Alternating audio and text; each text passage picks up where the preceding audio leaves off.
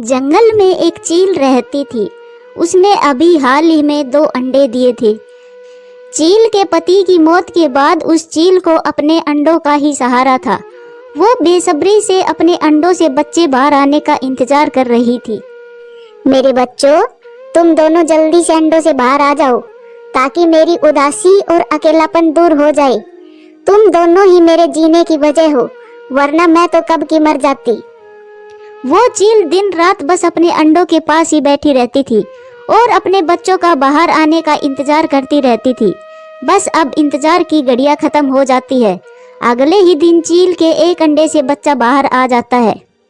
अरे वाह, मेरा बच्चा कितना प्यारा है। लेकिन मेरे बच्चे, तुमने मुझे बहुत इंतजार करवाया है और देखो, तुम्हारा भाई तो अभी तक भी अंडे से बाहर नहीं निकला है।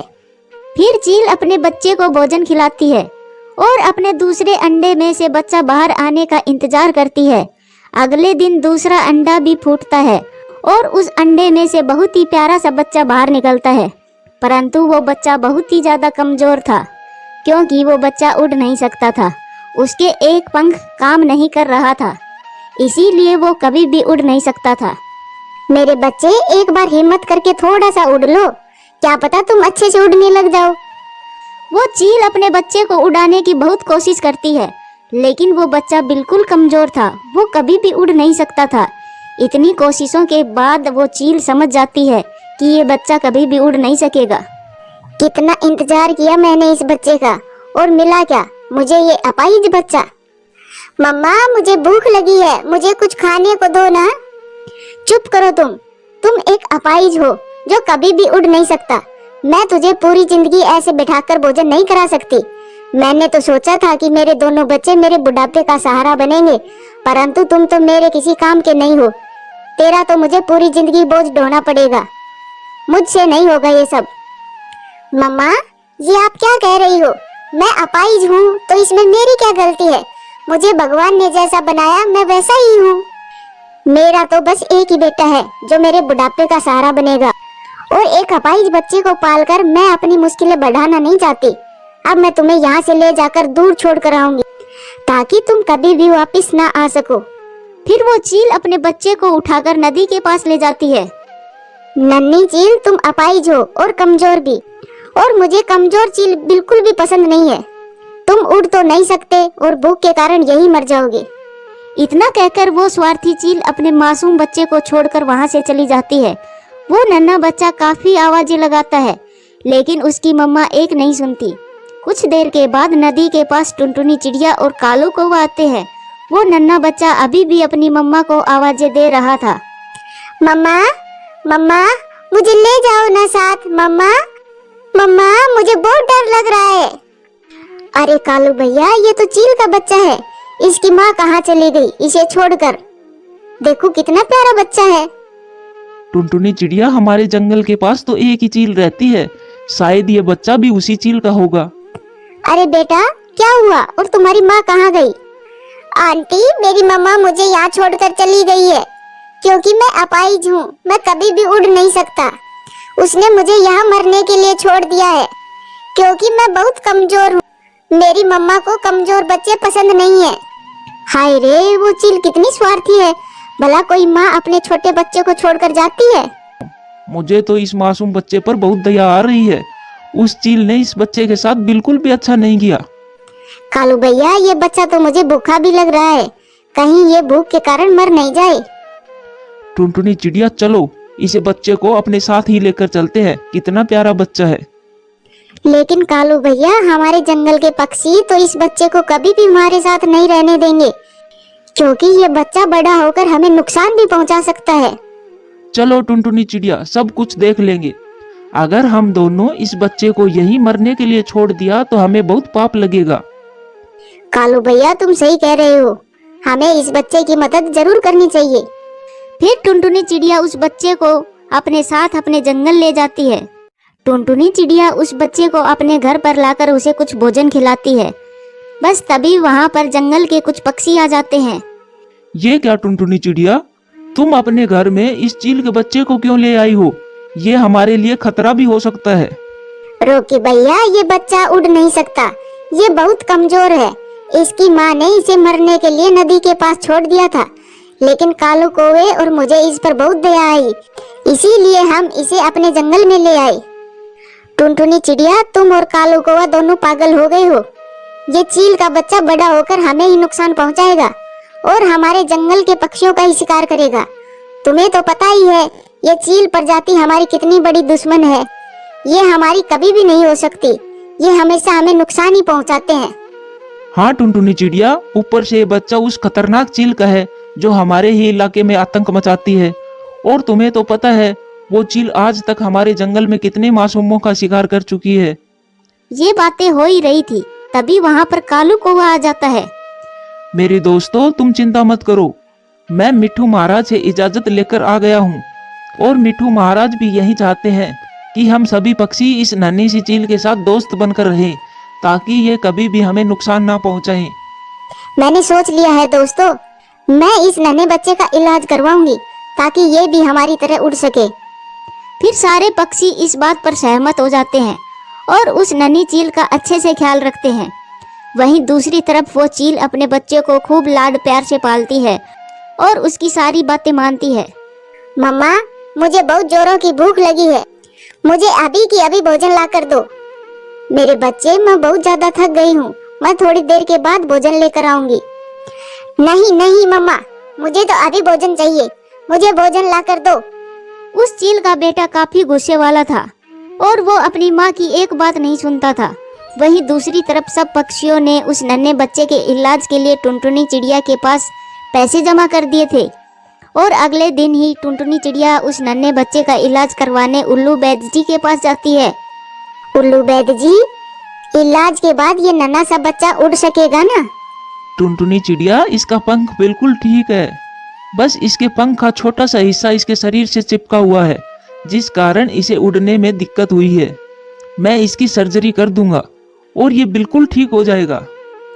कुछ देर के बाद नन्ही चील की सर्जरी हो जाती है और वो बच्चा बिल्कुल ठीक हो जाता है। अरे वाह, अब मैं ठीक हो गया। टुनटुनी आंटी, अब मैं भी आपकी तरह उड़ूंगा। अरे वाह, अब मैं उड़ सकता हूँ। देखो कालू भैया, ये बच्चा कितना खुश हो रहा है। हाँ टुनटुनी चिड़िया, मुझे बहुत ज्यादा खुशी है कि हम इस बच्चे के कुछ तो काम आए। दोस्तों, आप सबका बहुत बहुत शुक्रिया। आप सबने मेरे पंख ठीक करवा दिए, वरना मेरी माँ ने तो मुझ पर बिल्कुल भी दया नहीं की और उसने मुझे मरने के लिए छोड़ दिया था। फिर ऐसे ही कुछ साल गुजर जाते हैं और वो चील का बच्चा बड़ा हो गया था। वो बड़ा होकर जंगल में रहने वाले पंछियों की सुरक्षा करता था, ताकि कोई चील आकर पंछियों का शिकार ना करे। वहीं दूसरी तरफ वो चील अपने बेटे की सेवा कर करके बूढ़ी हो चुकी थी। मेरे बेटे, अब मैं बूढ़ी हो चुकी हूँ, अब मुझसे भोजन भी नहीं लाया जाता, अब तो मुझसे उड़ा भी नहीं जाता। मैं थोड़ा सा भी उड़ती हूँ तो थक जाती हूँ, इसीलिए बेटा अब से भोजन तुम ढूंढ कर लाया करो। अरे मम्मा, ये आप क्या कह रही हो? आपसे उड़ा नहीं जाता? इसका मतलब आप मेरे किसी काम की नहीं रही। मुझे सब याद है मम्मा, मेरा छोटा भाई उड़ नहीं सकता था, इसी वजह से आप उसे कहीं छोड़ आई थी और वो आपके किसी काम का नहीं था ना, इसी वजह से आपने उसे अपने पास नहीं रखा। मम्मा, अब आप भी मेरे किसी काम की नहीं हो, चली जाओ यहाँ से, मुझे अब आपके साथ नहीं रहना, तुम तो मुझ पर बोझ बन गई हो। बेटा, मैंने तेरी हर इच्छा पूरी की और बेटा तुम ही तो मेरे बुढ़ापे का सहारा हो। मैंने सोचा तुम मेरी बुढ़ापे में सेवा करोगे और तुम तो मुझे घर से ही निकाल रहे हो। मैं कोई सेवा नहीं करूँगा तुम्हारी, और जो चीज मेरे काम की नहीं मैं उसे अपने पास भी नहीं रखता। फिर वो बच्चा अपनी माँ को अपने घर से बाहर निकाल देता है। छम्मो चील को अब अपनी गलती का एहसास हो जाता है। अब वो अपने किए पर शर्मिंदा हो रही थी। कुछ समय ऐसे ही गुजर जाता है। अब वो छम्मो चील काफी बूढ़ी हो जाती है और भूख के कारण एक जगह पर बैठी हुई थी, क्योंकि अब उससे उड़ा भी नहीं जाता था। तभी वहाँ से टुनटुनी चिड़िया और वो चील का बच्चा उधर से गुजर रहे थे और वो उस चील की ऐसी हालत देखकर फौरन छम्मो चील के पास आते हैं। टुनटुनी आंटी, आप मुझे इस चील के पास क्यों ले आई और कौन है ये? नन्ही चील, गौर से देखो, यही है तुम्हारी मम्मा छम्मो चील। ये मैं क्या देख रही हूँ? मेरा बेटा जिंदा है और ये उड़ भी सकता है। हाँ छम्मो चील, ये तुम्हारा ही बेटा है। तुमने तो इसे मरने के लिए छोड़ दिया था, परंतु हम जंगल के सब पक्षियों ने मिलकर इसका इलाज करवाया और अब ये अच्छे से उड़ सकता है। मुझे तो माँ कहते हुए भी शर्म आ रही है। और हाँ, आपसे अच्छे तो ये पक्षी हैं जो मेरी इतनी देखभाल करी। और हाँ, मैं आपको कभी भी माफ भी नहीं करूँगा। नहीं मेरे बेटे, मुझे माफ कर दो, मुझे माफ कर दो मेरे बच्चे।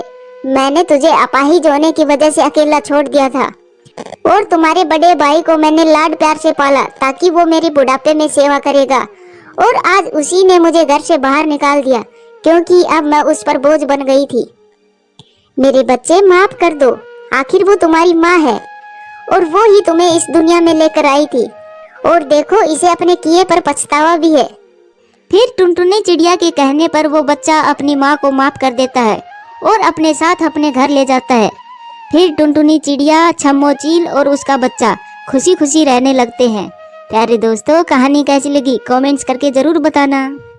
ये कहानी सुंदरवन जंगल की है। इस जंगल में रॉकी कबूतर अपनी पत्नी टुनटुनी और 2 बेटियों के साथ रहता था। रॉकी कबूतर जंगल में मिट्टी के खिलौने बेचा करता था, लेकिन आजकल उसके खिलौने बहुत ही कम बिक रहे थे। एक दिन अचानक से तेज बारिश शुरू हो जाती है। रॉकी कबूतर अपने परिवार के साथ घोंसले में बैठा हुआ था, लेकिन बारिश इतनी तेज हो रही थी कि जंगल में बाढ़ आ जाती है। रॉकी जी, ये बारिश इतनी तेज हो रही है, कहीं ऐसा ना हो ये बारिश का पानी हमारे घोंसले में ना टपकने लगे। टुनटुनी, तुम चिंता मत करो, कुछ भी नहीं होगा। भगवान के लिए तुम ऐसा कुछ भी मत बोलो। इसी तरह 2 दिन बीत जाते हैं, लेकिन बारिश रुकने का नाम नहीं ले रही थी। इसी तेज बारिश के पानी की वजह से कई पक्षियों के घोंसले भी बह जाते हैं और टुनटुनी के घोंसले से भी पानी टपकने लगता है। तभी उसके घोंसले में दरार भी आ जाती है। टुनटुनी, दोनों बच्चियों को लेकर जल्दी से घोंसले से बाहर निकलो। अगर घोंसले में ज्यादा पानी भर गया तो हम इसी में डूबकर मर जाएंगे। ये कहकर रॉकी कबूतर अपने परिवार को लेकर बाहर आ जाता है, तो वो देखते हैं कि बाहर बहुत ज्यादा पानी भरा था। तभी टुनटुनी कहती है, हे भगवान, बाहर तो इतना ज्यादा पानी भरा है और हमारा घोंसला भी टूट गया है। अब हम सब कहाँ जाएंगे? टुनटुनी, तुम चिंता मत करो, हम सब बारिश रुकने तक इस पेड़ की डाल पर ही बैठे रहते हैं। जब बारिश रुक जाएगी तब हम कुछ सोचेंगे। फिर अगले दिन बारिश रुक जाती है और बाढ़ का पानी भी कम हो जाता है। तब टुनटुनी अपने पति से कहती है, रॉकी जी, अब हम क्या करेंगे? हमारा तो बसा बसाया घर भी टूट गया है। हम अपनी बच्चियों को कहाँ रखेंगे? हम दोनों तो बाहर भी रह लेते। टुनटुनी, तुम चिंता मत करो, हम अपना नया घर बना लेंगे। रॉकी जी, आपको पता भी है या नहीं, नया घर ऐसे ही बातों में तो नहीं बन जाएगा। आपको पता है नया घर बनाने के लिए कितने पैसे खर्च होते हैं और इतने सारे पैसे हम कहाँ से लाएंगे? टुनटुनी, जरूरी थोड़ी है हम अपना घर ईंट और पत्थर से ही बनाएं। हम अपना मिट्टी का घर बनाएंगे और मिट्टी हम जंगल से ले आएंगे। दोनों पति पत्नी ऐसा सोचकर मिट्टी लेने जंगल में जाने ही वाले थे। तभी उनकी बड़ी बेटी चिंकी कहती है, मम्मा, मैं भी आपके साथ चलूंगी और मैं आपकी कुछ मदद कर दूंगी। नहीं बेटी चिंकी, तुम हमारे साथ नहीं जाओगी, तुम यहीं रहो और अपनी छोटी बहन गुड़िया का ध्यान रखो। हम जल्दी ही वापस आ जाएंगे। ये कहकर दोनों वहां से चले जाते हैं और इधर चिंकी चिड़िया अपनी बहन का ध्यान रख रही थी। तभी अचानक से उसकी छोटी बहन गुड़िया रोने लगती है। गुड़िया, मत रो, बताओ तुम्हें क्या हुआ है? तुम्हें कुछ चाहिए क्या? दीदी, मुझे बहुत जोरों की भूख लगी है, मुझे खाना चाहिए। तू यहीं रुक गुड़िया, मैं तेरे लिए कुछ खाने को लाती हूँ और तू यहाँ से कहीं जाना मत, ठीक है? ये कहकर चिंकी चिड़िया वहां से चली जाती है और गुड़िया को वहीं बिठाकर छोड़ जाती है। वहीं दूसरी तरफ एक शिकारी चील अपने भोजन की खोज में घूम रहा था। तभी उसकी नजर गुड़िया पर पड़ती है और वो उसके पास आ जाता है। वो गुड़िया को खाने ही वाला था। तभी गुड़िया उसे कहती है, चील भैया, मुझे मत खाओ, मैं अभी बहुत छोटी हूँ, मैं मर जाऊंगी, मुझे मत खाओ। अरे छोटी चिड़िया, मैं तुझे ऐसे कैसे छोड़ दूंगा? मुझे भी तो जोरों की भूख लगी है, और वैसे भी मैंने कई दिनों से चिड़िया का मांस नहीं खाया है, इसलिए मैं तुझे नहीं छोड़ूंगा। चील भैया, मैं आपसे विनती करती हूँ, मुझे मत खाइए। मैं अभी मरना नहीं चाहती, मैं अभी जीना चाहती हूँ। ए छोटी चिड़िया, मैं तुझे कभी नहीं छोड़ूंगा। चुप हो जा तू। मैं अपने शिकार पर कभी भी रहम नहीं करता, और ना ही तुझ पर रहम करूंगा। ये कहकर वो शिकारी चील गुड़िया चिड़िया को आधा खा लेता है। आधा खाने के बाद कहता है, अरे वाह, इस छोटी सी चिड़िया को खाकर तो मजा ही आ गया। चलो, आज का नाश्ता तो हो गया, अब मुझे यहाँ से चले जाना चाहिए। अगर मुझे यहाँ पर किसी ने देख लिया तो कल का भोजन नहीं मिलेगा। ये कहकर वो चील वहां से चला जाता है और गुड़िया को आधा खाया हुआ वहीं पर छोड़ जाता है। फिर थोड़ी ही देर बाद चिंकी चिड़िया आ जाती है, तो वो देखती है अपनी बहन को ऐसे जमीन पर पड़ा देखकर वो डर जाती है। गुड़िया, तुझे क्या हुआ? देख, मैं तेरे लिए भोजन ले आई। गुड़िया, उठ जा, क्या हुआ तुझे?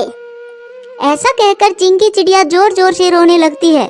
थोड़ी ही देर बाद रोकी कबूतर व टुनटुनी चिड़िया मिट्टी लेकर वहां आ जाते हैं। जब वो दोनों अपनी बेटी को ऐसा पड़ा हुआ देखते हैं तो टुनटुनी रोने लगती है। चिंकी बेटा, गुड़िया को क्या हुआ? इसका इतना खून क्यों निकल रहा है? और इसकी ऐसी हालत किसने की? बता मुझे। मम्मा, मुझे कुछ भी नहीं पता। गुड़िया को भूख लगी थी तो मैं इसके लिए दाना लेने गई थी, और जब वापस आई तो देखा गुड़िया की ये हालत है। उन दोनों की ये बातें सुनकर रोकी कबूतर कहता है, टुनटुनी, मुझे लगता है हमारी बेटी को किसी शिकारी चील ने खा लिया है। अब जो हो गया सो हो गया। चलो, अब हम अपना मिट्टी का घर बनाना शुरू करते हैं। हाँ रोकी जी, आपने सही कहा। वैसे भी बारिश का मौसम शुरू हो चुका है। मैं अपनी एक बेटी को तो खो चुकी हूँ, अब मैं दूसरी बेटी को नहीं खोना चाहती। फिर उसके बाद वो अपना घर बनाना शुरू करते हैं। तभी रोकी कहता है, टुनटुनी, मैं जंगल से लकड़ियां लेने जा रहा हूँ, तब तक तुम अपना घर बनाना शुरू करो, क्योंकि बारिश शुरू हो भी गई तो हम अपना तंबू बना लेंगे, जिससे हमारे ऊपर बारिश का पानी नहीं आएगा। अच्छा ठीक है रोकी जी, आप जाओ, तब तक मैं अपना घर बनाना शुरू करती हूँ। ये कहकर रोकी कबूतर जंगल से लकड़ियां लेने चला जाता है और इधर टुनटुनी चिड़िया अपना घर बनाना शुरू कर देती है। कुछ ही देर बाद उसका थोड़ा सा घर बन जाता है। जब रोकी लकड़ियां लेकर आता है तो उनसे वो तंबू बना लेते हैं। जैसे ही वो तंबू बना लेता है तभी तेज बारिश शुरू हो जाती है। टुनटुनी, मैंने ये तंबू एकदम सही समय पर बनाया है। अगर मैं ये तंबू नहीं बनाता तो इस तेज बारिश की वजह से हमारा मिट्टी का घर जितना भी बना है वो सब भी टूट जाता। इस तरह वो तीनों पूरी रात बाहर ही गुजारते हैं। अगले दिन बारिश रुक जाती है तो फिर से वो दोनों अपना घर बनाना शुरू कर देते हैं और कुछ दिनों की मेहनत के बाद उनका मिट्टी का घर बनकर तैयार हो जाता है। फिर वो सभी अपने घर के अंदर बैठे होते हैं। तभी टुनटुनी कहती है, रोकी जी, आपने तो ये घर बहुत ही अच्छा बनाया है। अब हम अपनी बेटी के साथ अच्छे से इस घर में रह सकते हैं। हाँ टुनटुनी, हमारा घर बहुत ही अच्छा बना है, और इस घर के अंदर कितनी ठंडक भी है, हमें गर्मी भी नहीं लगेगी। हाँ पापा, हमारा महल परियों के महल जैसा है। फिर रोकी कबूतर अपने परिवार के साथ खुशी खुशी मिट्टी के घर में रहने लगता है। प्यारे दोस्तों, कहानी कैसी लगी कमेंट्स करके जरूर बताना।